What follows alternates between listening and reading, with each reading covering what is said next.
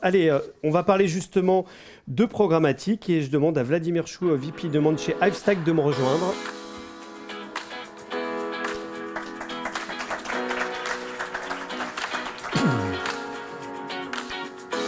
Bienvenue Vladimir. La transition est toute faite puisqu'on a parlé de programmatique. C'est vrai que ça fait partie du maillon de la chaîne, en tout cas du DOH, donc il fonctionne, il n'y a pas de problème. D'accord. Voilà, là il fonctionne, c'est bon normalement. Si tu l'as éteint. Non, tu l'as éteint là. Ah, okay. Voilà. La technologie. Voilà, difficile. La technologie on-off, on-off. Merci d'abord d'être avec nous. Un mot peut-être de Hivestack, nous présenter ce qu'est Hivestack. Tu n'étais pas tout à l'heure sur la table ronde d'accueil, puisque vous êtes spécialisé finalement dans le programmatique, ce dont vient de parler Arthur. Exactement. On est spécialisé dans le programmatique et on est spécialisé dans l'affichage programmatique. Hivestack, c'est une société canadienne. Et on opère maintenant dans plus de 25 pays à travers le monde. Alors vous êtes international, comment vous positionnez par rapport aux autres acteurs? On a vu que vous y avait vraiment une vraie diversité. Vous avez décidé d'aller vraiment sur cet angle programmatique très spécifique. Hein. Oui, on est vraiment spécialisé donc dans le programmatique et dans l'affichage. Effectivement, on a cette spécificité où on est présent à différents maillons de la chaîne, à la fois côté demande en tant que DSP et côté offre en tant que SSP. Et on est donc ce qu'on appelle une solution full stack. Alors effectivement, DSP, SSP, c'est le positionnement du full stack. On en est où aujourd'hui dans le programmatique du DOH? On a vu qu'au global, le média DOH captait une très grande partie de la croissance du digital et également du média d'affichage. Également. Aujourd'hui, quelle est la part justement du programmatique là-dedans? Alors, c'est difficile à évaluer pour l'instant, on n'a pas encore de chiffres, mais pour donner quelques éléments de contexte, le programmatique s'est lancé, on va dire, véritablement lancé en tout cas, alors que c'était un sujet dont on parlait depuis pas mal d'années, à l'été 2021 avec le lancement de View. Et effectivement, quand on compare le panorama qui existait avant avec le panorama actuel, il y a beaucoup de nouveaux acteurs, ce qui a profondément manqué en fait au développement du programmatique, c'était les SSP, peut-être un manque d'inventaire, ce qu'on n'a plus du tout. Aujourd'hui, sur le marché en France, on compte 4 SSP, une nouvelle qui va se lancer cette année. Et côté inventaire, justement, au sein de l'Alliance Digitale, je travaille également sur un panorama. Et désormais, tous les univers sont représentés. Et quasiment une très forte majorité des régies sont présentes en programmatique. Comment on rend l'offre lisible? Puisque quand je pense au programmatique, j'ai l'impression que c'est hyper compliqué en fait. Alors c'est le travail, je crois, de l'Alliance Digitale. Mais vous, en tant qu'acteur, comment vous faites en sorte qu'à un moment, le marché, les annonceurs, les agences comprennent aussi un secteur qui bouge beaucoup, puisque vous rachetez entre vous, il y a des consolidations, il y a de nouveaux acteurs qui émergent, il y en a qui sont innovants avec des modèles différents. Comment vous arrivez à rendre cette offre lisible? Alors, il y a effectivement une consolidation plutôt côté des régies, avec des rachats récemment. Ensuite, pour rendre ce marché lisible, on a finalement un marché qui est un petit peu nouveau côté affichage. Le programmatique justement et le programmatique DOH, ce qui est intéressant, est à la convergence à la fois du monde de l'affichage, mais également aussi du monde online. Et c'est tout l'intérêt, parce qu'il va permettre de générer de nouveaux revenus en allant puiser justement et en s'intégrant parfaitement dans les stratégies omnicanales dont on a parlé aussi précédemment. L'idée, c'est pas de mettre en compétition le programmatique et le gré à gré, parce qu'on a vu ce matin qu'effectivement chacun avait son importance. Justement, comment on intègre le programmatique dans les boucles DOH, sachant que derrière, l'équilibre est extrêmement important entre, on l'a vu, le serviciel, la maîtrise par le point de vente, les campagnes qui ont été vendues en gré à gré, et puis cette partie programmatique. Oui, alors il y a une question qui est assez légitime justement, qui est quelle est la différence finalement entre le gré à gré et le programmatique, et pourquoi faire du programmatique? Il y a deux raisons fondamentales. La première, c'est vraiment l'utilisation de la data, où le programmatique va permettre d'aller beaucoup plus loin. On va s'appuyer sur des des critères de ciblage sociodémographiques, contextuels, des données de géolocalisation. Donc finalement, une granularité qui est très fine et qui correspond aussi aux capacités de ciblage qu'on va retrouver sur le online. Et ensuite, comment le programmatique finalement va s'intégrer, le programmatique DOH reste finalement assez complémentaire. Alors, pas forcément du DOH, mais de l'affichage aussi, tout simplement, et de l'affichage print, et où on peut s'appuyer sur la puissance d'un gros réseau en papier et travailler de façon beaucoup plus granulaire en programmatique DOH. Et le dernier élément aussi qui différencie le gré à gré du programmatique, ça va être aussi la facilité de gestion qu'on va avoir en programmatique, et notamment dans des plans qui peuvent être un peu plus complexes, où on va avoir de la DCO, on va avoir plusieurs créas. Le fait de centraliser tout ça sur une plateforme permet de le gérer plus facilement. Et d'ailleurs, on le ressent justement sur des campagnes. Ce qui est intéressant de noter justement en programmatique, et c'est ce qu'on observe puisque c'est assez récent, on a un spectre qui est très large, qui va des campagnes locales, hyper locales, à des campagnes internationales, donc sur plusieurs pays avec des budgets très importants. Et cette capacité justement de gestion en programmatique permet d'opérer, d'avoir ce spectre très large de l'hyperlocal à l'international.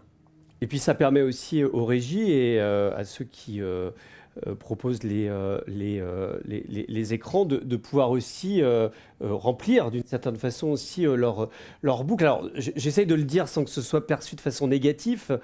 L'idée c'est pas d'être bouche-trou dans le programmatique, mais le programmatique permet de compléter aussi des revenus et de pouvoir permettre de pouvoir compléter la boucle en fait, c'est ça. Alors c'était toute la promesse justement du programmatique. C'était d'apporter de nouveaux budgets incrémentaux, donc justement, notamment avec des campagnes internationales, mais aussi et surtout, et c'est ce qu'on va certainement pouvoir cette année en 2023, en s'intégrant dans les stratégies omnicanales et à travers maintenant les DSP généralistes omnichannel qu'on retrouve, et on en a de plus en plus. Les connexions sont déjà désormais faites, que ce soit avec DV360, avec The Trade Desk, avec Hawk, avec Yahoo, avec toutes ces plateformes généralistes. Ça permet d'opérer des campagnes omnicanales et de générer des budgets supplémentaires incrémentaux. Quelles sont les perspectives sur les 2 années à venir? On a vu que la croissance était très forte, on n'est pas encore dans la maturité. Qu'est-ce que vous attendez? Donc, tu viens de parler de l'interconnexion entre les DSP. Effectivement, là, il y a encore des choses à faire là-dessus, ou est-ce qu'on est sur la bonne voie? Non, là, on est vraiment sur la bonne voie. Et vraiment, je pense qu'en 2023, ce qui va être intéressant, c'est qu'on est toujours dans cette phase de croissance. Donc, et tant mieux d'ailleurs.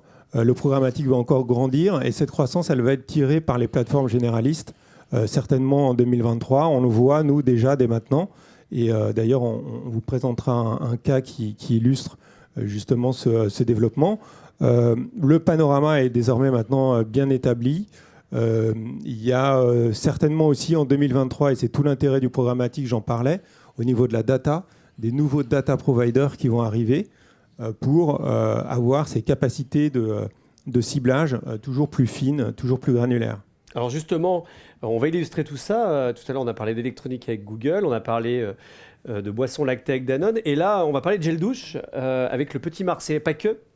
En tout cas, la marque Le Petit Marseillais. Et je vais appeler Hugo Domenech, directeur marketing business development chez Instant Media. Voilà, je fais des acrobaties. C'était périlleux. Je t'en prie. Oui. Alors, je vais laisser en fait Hugo présenter le cas, mais juste en introduction et par rapport à ce que je viens de dire, ce cas, on l'a jugé particulièrement intéressant parce que d'une part, c'est une campagne internationale qui vient donc d'Espagne, qui a été mise en place très facilement. Et l'autre élément aussi important, donc le côté international permettant de générer là encore des revenus incrémentaux, et aussi qui a été opéré via un DSP donc omnichannel, en l'occurrence The Trade Desk, pour s'intégrer justement et pour que le DOH soit vraiment le relais d'une stratégie display omnicanal. Voilà, convertir la notoriété en vente incrémentale grâce au DOH programmatique en point de vente, c'est le titre de ce message. Je te laisse présenter, Hugo. Oui, exactement. On parlait d'omnicanalité et là, on est vraiment dans le cœur de ce sujet puisque quand on sait que 90% de la grande distribution est réalisée en point de vente physique, eh bien, dans ce type de campagne, l'objectif de la marque était de se servir du DOH programmatique pour toucher les shoppers au moment de l'achat dans l'environnement physique. Donc c'était par rapport au lancement de la gamme de gel douche bio du Petit Marseillais. On était sur une notion évidente de branding avec une campagne à l'arrivée en centre commercial et dans les hypermarchés de l'enseigne Leclerc. Et donc l'objectif, c'était de convertir cette notoriété en vente incrémentale en magasin et finalement promouvoir un lancement auprès d'une cible très affinitaire de shoppers Leclerc. Cette campagne, donc, on l'a faite avec différents acteurs, évidemment Hivestack en tant que SSP. Si on prend au démarrage donc, l'agence Matterkind qui s'est occupée de piloter cette campagne avec le biais de la DSP The Trade Desk. Donc là encore, on voit qu'il y a une facilité pour coordonner tous ces acteurs et également, comme Vladimir le disait, une campagne internationale avec un budget 100% incrémental. Comment nous avons réalisé ce dispositif et mis en place cette campagne? Donc nous, en termes de ciblage, on a ciblé évidemment les shoppers Leclerc puisqu'il y avait une vraie volonté de la part de la marque de cibler le leader de la grande distribution en France et de cibler les shoppers de cette enseigne au moment de leur visite en magasin.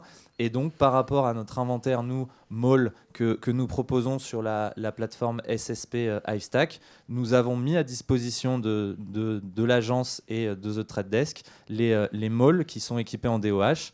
Et pour cette campagne, 250 malls ont diffusé au moins un spot de cette campagne. Ça fait plus de 1000 écrans qui ont permis à ce dispositif pendant 2 semaines d'être très impactant. C'était en avril 2022. Et donc, ce qui est intéressant de noter ici, c'est que c'est une campagne, donc, comme on le disait, totalement incrémentale sur un produit, sur un lancement de produit, avec cette volonté d'être au plus près des décisions d'achat. On a bien évidemment testé, nous aussi, l'apport en termes de Drive to Store sur cette campagne, puisque grâce à notre partenaire Leclerc, nous avons accès au ticket de caisse et nous pouvons faire une méthodologie de comparaison d'évolution des ventes entre les magasins qui ont diffusé la campagne et l'évolution des ventes dans les magasins témoins de la même enseigne. Et on s'est aperçu que nous avons eu des impacts positifs qui reprennent les standards de ce média en termes d'impact sur les ventes. Donc on a eu plus de 11 millions d'impressions sur cible shopper et 15% de ventes incrémentales pour la gamme bio. Donc là, on parle vraiment de l'effet de halo autour de toute cette gamme, puisque c'est aussi la force du DOH, c'est de non seulement mettre en avant le produit promu, mais toute la gamme des produits qui sont lancés. Et si on regarde spécifiquement la référence citron qui était visible sur la créa, on a plus 24% au niveau des ventes de cette référence-là. Donc ça, c'est très intéressant.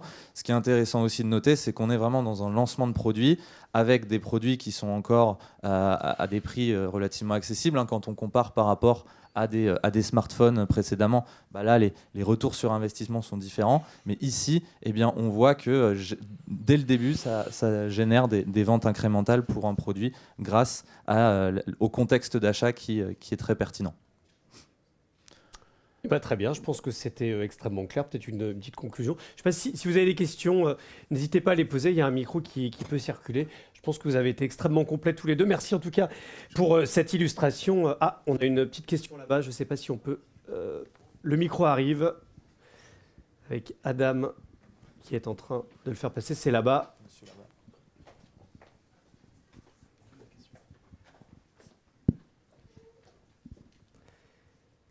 Bonjour à tous, Yann Le Soleux, Société Cloud Connect. J'ai une petite question concernant cette campagne. Vous êtes sur des formats de 10 secondes ou 15 secondes, ça va dépendre, on va parler de 10 secondes. Est-ce que vous changez la durée des formats pour ce type de campagne ou est-ce que vous l'intégrez de manière un petit peu classique, ou est-ce que vous allongez la durée des spots? Est-ce que vous avez des choix d'écran? Comment vous travaillez ces campagnes qui sont un peu spécifiques par rapport au format classique? Effectivement, ce sont des campagnes spécifiques, mais d'un point de vue shopper, c'est totalement équivalent à une campagne qu'on peut avoir en gré à gré. Il n'y a pas de distinction. Sur le format, du coup, c'est exactement le même format. Et nous, on préconise ce format de 10 secondes, puisque ce qui est intéressant, c'est d'avoir une fréquence avec des boucles qui enchaînent. Donc nous, on a vraiment pas envie de mettre en avant plus ou moins une campagne ou un format. Donc on est vraiment sur cette notion-là d'homogénéisation. Et donc ça, c'est plutôt un bon point aussi pour les marques. Ok, très bien. Merci. Merci beaucoup. On pourra continuer les questions tout à l'heure autour du café. Merci à vous deux d'être Merci à tous. venus présenter.